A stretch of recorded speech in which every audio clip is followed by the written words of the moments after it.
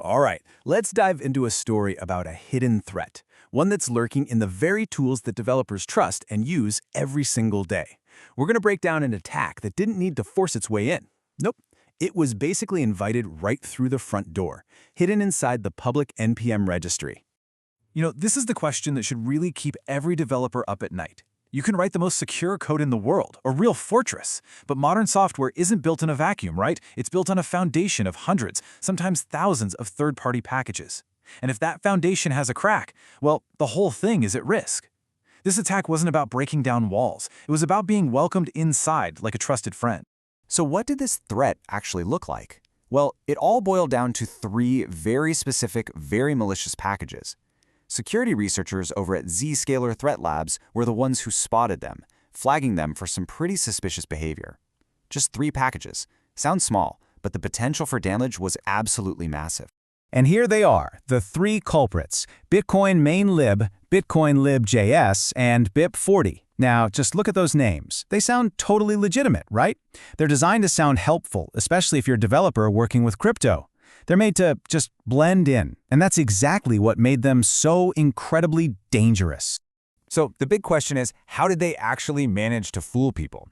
This wasn't about some sophisticated hack or cracking complex passwords. This was all about social engineering. It was about taking the very trust that the entire open source community is built on and turning it into a weapon. And this is where the trick becomes crystal clear. The attackers were using a classic technique called typo squatting.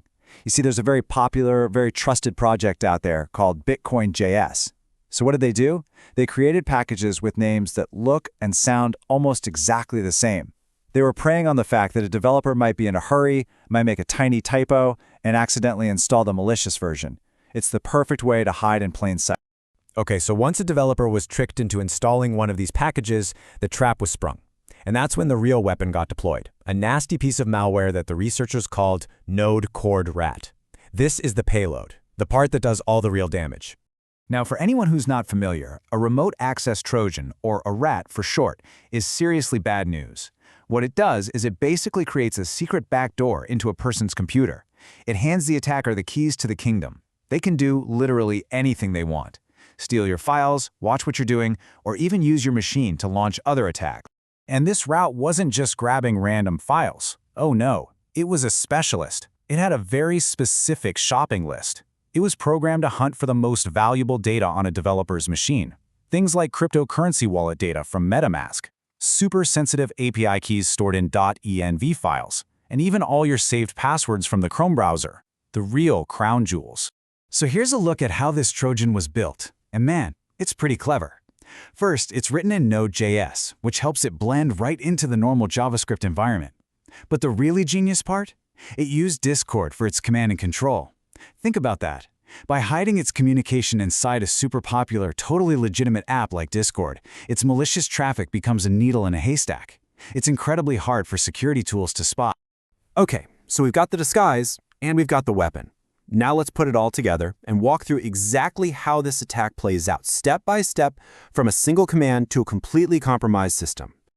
Believe it or not, the entire attack kicks off because of this one little line, hidden away in the package's configuration file. See, a post-install script is a normal NPM feature. It's supposed to be for helpful things, like running setup tasks. But here, the attackers hijacked it and turned it into the silent trigger for their entire operation. The really insidious part is just how seamless and automated the whole thing is. It all starts when a developer runs a totally normal command, npm install bitcoin-main-lib. That package then automatically pulls in its dependency, BIP40. And that's the moment. The hidden post-install script inside BIP40 runs automatically, watching the RAT as a background process that just keeps running. From that point on, without the developer doing anything else, their machine is owned. It's just sitting there waiting for commands from the attacker's Discord server. So this whole scheme finally came to light in late 2025. That's when Zscaler's security team first noticed these packages and their sketchy behavior.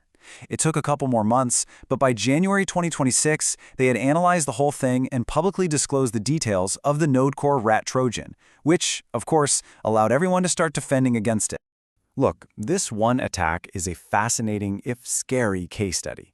But really, it's a symptom of a much bigger problem, and that is the incredible fragility of our modern software supply chain.